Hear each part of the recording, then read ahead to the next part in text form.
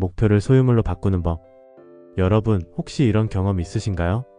복권에 당첨되었는데 오히려 불안해서 잠이 안 온다거나 너무 매력적인 사람과 만나게 되었는데 긴장해서 말 한마디 제대로 못하고 결국 이별하게 되는, 아니면 승진했는데 오히려 스트레스 받아서 결국 그 자리에서 물러나게 되는, 대체 왜 우리가 원하던 것을 얻었는데 오히려 그것 때문에 고통받게 될까요? 오늘은 이 미스터리를 완전히 해결해 드릴 겁니다. 그리고 여러분이 원하는 모든 것을 마치 숨 쉬는 것만큼 자연스럽게 얻는 방법을 알려드릴게요. 골리앗과 다윗의 진실. 성경에서 거인 골리앗을 이긴 다윗 이야기 아시죠? 모든 사람들이 골리앗을 보고 너무 크다, 이길 수 없다라고 했을 때 오직 다윗만 저게 뭐가 크냐? 그냥 큰 관역일 뿐이야 라고 생각했어요. 바로 이겁니다. 똑같은 대상을 보고도 누군가는 불가능한 거대한 산으로 보고 누군가는 조금만 노력하면 넘을 수 있는 언덕으로 봐요. 그런데 여기서 정말 충격적인 진실을 하나 말씀드릴게요. 골리앗의 크기는 절대 변하지 않았어요. 변한 건 오직 다윗의 시각뿐이었죠. 운전면허 취득의 마법. 제가 운전면허를 딸 때 만난 강사님 이야기를 해드릴게요. 이분은 30년간 수만 명을 가르쳐온 베테랑이었는데 신기하게도 핸들 잡는 법이나 브레이크 밟는 법은 거의 안 가르쳐 주셨어요. 대신 운전하는 내내 계속 이런 말씀만 하셨죠. 응, 괜찮아. 아주 쉬워. 잘하네. 거봐, 얼마나 쉬워. 운전은 밥 먹는 것보다 쉬운 거야. 처음엔 이상했어요. 이게 무슨 운전 교육이야? 하고 생각했죠. 하지만 신기하게도 몇 시간 후에는 정말로 운전이 밥 먹는 것처럼 자연스러워졌어요. 그때 깨달았어요. 기술은 5%, 정신적 프레임이 95%구나. 전국의 운전면허증 소지자가 3,300만 명이에요. 어린애들 빼면 거의 모든 성인이 운전을 해요. 심지어 중고등학생들도 오토바이를 탈 정도로 운전은 정말 평범한 기술이죠. 그런데 왜 어떤 사람들은 핸들만 잡으면 식은땀이 날까요? 똑같은 운전인데 말이에요. 두 가지 운전자 유형의 비밀. 제가 관찰해본 결과 운전자는 크게 두 타입이 있어요. 첫 번째, 빨리빨리 다혈질 운전자. 앞차가 느리면 욕하고 추월해서 쌩쌩 달리는 타입. 두 번째, 조심조심 무서워요 운전자. 항상 핸들을 꽉 쥐고 두려움에 떨면서 천천히 가는 타입. 그런데 놀라운 사실은 뭔지 아세요? 사고를 더 많이 내는 건 느린 운전자들이에요. 왜 그럴까요? 바로 의식이 향하는 곳 때문이에요. 조심조심 운전자들은 계속 사고 날까봐, 부딪힐까봐만 생각해요. 그런데 인간의 의식은 집중하는 곳으로 이끌리는 법이거든요. 결국 정말로 사고가 나는 거죠. 연애에서 발견한 골든 룰. 젊은 시절 이런 경험 있으시죠? 한 사람에게만 집착할 때는 답장 하나에도 온갖 상상을 다하면서 스트레스 받고 그 사람 앞에서는 말도 제대로 못하고, 그런데 신기하게도 2명 이상과 동시에 연락할 때는 완전히 달라져요. 어한테 답장이 안 와도 B가 있고 B와 약속이 취소되어도 어가 있으니까 여유로워져요. 그러면 오히려 둘 다에게 더 매력적으로 보이게 되는 거죠. 여기서 중요한 건 어와 B는 전혀 변한 게 없다는 거예요. 변한 건 오직 여러분의 정신적 여유, 즉 그들을 바라보는 시각뿐이었어요. 한 명일 때는 그 사람이 골리앗처럼 거대해 보였지만 2명이 되는 순간 상대적으로 작게 느껴진 거죠. 그리고 대상이 나보다 작게 느껴지는 순간 그것은 이미 내 소유나 다름없어요. 백만장자들의 숨겨진 비밀. 억만장자들을 관찰해보면 재미있는 공통점이 있어요. 그들은 자신이 벌어들이는 돈의 규모에 대해 별로 신경 쓰지 않아요. 어떤 사람의 계좌에는 매일 수조원 가치의 거래가 오가는데 그 사람은 그것도 모를 정도로 무관심해요. 반면 어떤 사람은 20만 원만 벌어도 엄청 기뻐하고 만약 억 단위 돈이 들어온다면 어쩔 줄 몰라서 오히려 방어 태세로 돌리죠. 차이가 뭘까요? 바로 자아상이에요. 첫 번째 사람에게는 조 단위 돈도 평범한 일상이에요. 두 번째 사람에게는 억 단위도 상상을 초월하는 큰 돈이고요. 사자와 고양이의 자아상. 재미있는 실험을 하나 해보세요. 스스로를 사자로 보는 고양이를 상상해보세요.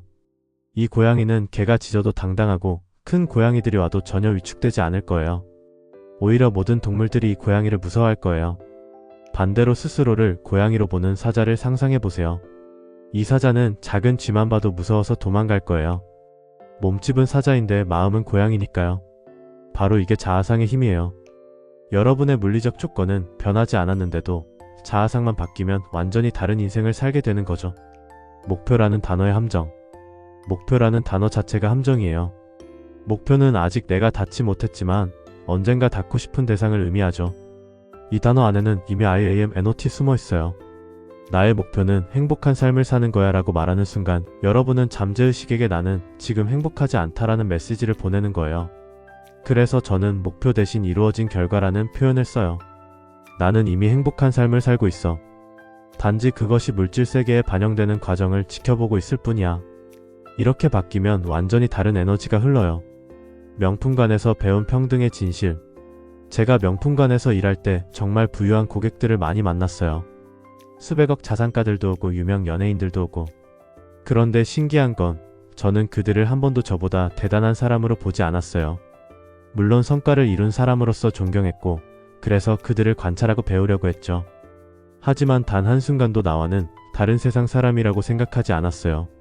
왜 그랬을까 생각해보니 만약 제가 그들을 저보다 큰 존재로 봤다면 아예 배우려는 시도조차 하지 않았을 거예요.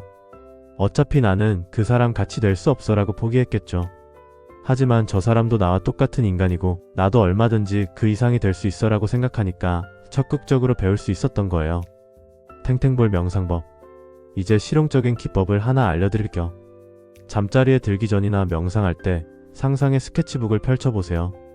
거기에 거대한 자신이 손톱 끝에 작은 구슬을 바라보고 있는 장면을 그려보세요. 그 작은 구슬에 여러분이 목표라고 부르던 것들의 이름을 붙여보세요. 멋진 차든 이상형이든 억 단위 자산이든. 이제 그 구슬을 탱탱볼 가지고 놀듯이 손가락으로 튕겨보고 요리조리 굴려보세요. 여러분 잠재의식이 서서히 그 대상들을 탱탱볼보다도 하찮은 존재로 인식하기 시작할 거예요. 카페에서 일어난 기적. 제 친구 이야기를 하나 해드릴게요. 이 친구는 평생 돈에 대한 걱정이 많았어요. 월급 200만원 받으면서 언제 부자가 될 수 있을까라고 매일 고민했죠. 그런데 어느 날 카페에서 우연히 젊은 사업가 2명이 대화하는 걸 들었대요. 이번 달에 3억 정도 들어올 것 같은데 커피 한 잔 더 시킬까? 그래. 근데 이 케이크 맛있네. 2,000원인데도. 친구는 깜짝 놀랐어요. 3억을 말하면서도 2,000원 케이크 가격을 신경 쓰는 모습을 보면서 저 사람들에게는 3억도 그냥 숫자일 뿐이구나라는 걸 깨달았대요. 그날부터 친구는 자신도 모르게 돈을 바라보는 시각이 바뀌었어요. 1억을 거대한 목표가 아니라 그냥 조금 큰 숫자로 보기 시작한 거죠. 결과는 6개월 만에 부업으로 시작한 온라인 쇼핑몰이 대박나서 정말로 억대 수익을 올렸어요. 연예인과 팬의 차이점. 연예인들과 그들의 팬들 사이에는 묘한 차이가 있어요. 팬은 연예인을 보면 와, 완전 다른 세상 사람이야. 나는 평생 저런 사람이 될 수 없어라고 생각해요. 그래서 사진이나 동영상으로만 바라보죠. 하지만 연예인들끼리는 서로를 그냥 동료로 봐요. 저 사람도 나랑 똑같은 사람이고 나도 저 정도는 할 수 있어라고 생각하죠. 그래서 자연스럽게 콜라보도 하고 친분도 쌓고 더 큰 성공으로 이어지는 거예요. 부의 추월차선에 탄 사람들. 제가 만난 진짜 부자들의 공통점을 발견했어요. 그들은 돈을 얻어야 할 대상으로 보지 않아요. 마치 물을 마시듯 숨을 쉬듯 자연스럽게 흘러들어오는 것으로 봐요. 한 부동산 투자자는 이렇게 말했어요. 건물을 살 때 내가 이걸 살 수 있을까? 라고 생각한 적이 없어요. 그냥 이 건물이 내 포트폴리오에 어울릴까? 만 생각해요. 마치 옷을 고르듯이요. 바로 이거예요. 그에게는 수십억짜리 건물도 그냥 옷 한 벌 정도의 감각인 거예요. 평범함의 기준선을 올려라. 여기서 핵심을 말씀드릴게요. 여러분이 평범하다고 생각하는 기준선을 상상 이상으로 올려야 해요. 왜냐하면 인간은 오직 평범하다고 생각하는 것만 얻을 수 있거든요. 어떤 사람에게는 월급 300만원이 평범한 수입이에요. 또 어떤 사람에게는 월 1억이 평범한 수입이죠. 여러분 생각에는 어느 쪽이 더 쉽게 그 수입을 얻을까요? 당연히 평범하다고 생각하는 사람이겠죠. 호텔 리조트에서 본 진짜 VIP들. 고급 호텔에서 일하는 친구가 들려준 이야기예요. 진짜 VIP들은 절대 호텔 서비스에 감동하지 않는데요. 아무리 최고급 서비스를 받아도 당연한 거 아닌가? 라는 표정이죠. 반면 갑자기 복권에 당첨되어서 온 사람들은 모든 걸 신기해하면서 이런 걸 내가 받아도 되나? 하면서 오히려 불편해한대요. 차이가 뭘까요?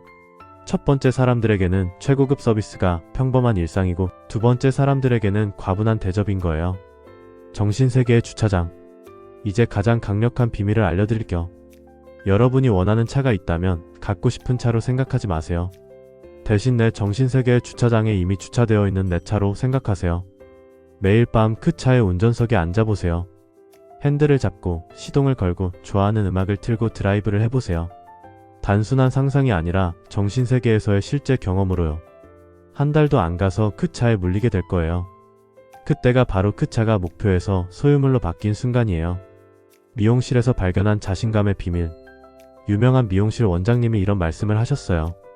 손님들을 보면 크게 두 부류가 있어요. 하나는 예뻐져야 해 라고 간절히 바라는 분들, 또 하나는 나는 원래 예뻐.